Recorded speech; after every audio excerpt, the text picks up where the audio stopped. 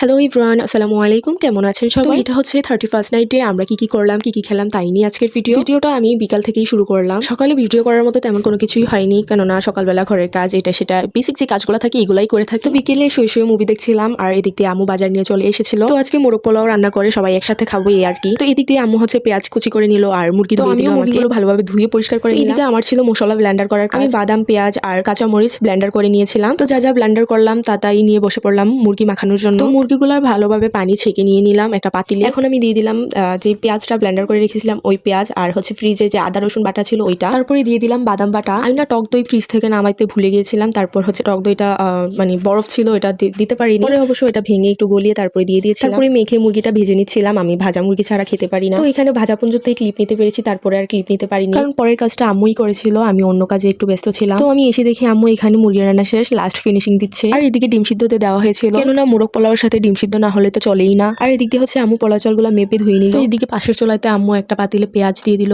সাথে আদা রসুন বাটা দিল আর লবণ দিল। তারপরে মশলাটা একটু ভালোভাবে নেড়েচেড়ে ভেজে তারপর আস্ত মশলা দিয়ে দিল। এখানে আস্ত মশলা দেওয়ার পরে যে পোলাও চালটা ধুয়ে রেখেছিল ওই পোলাও চালটা দিয়ে দিল।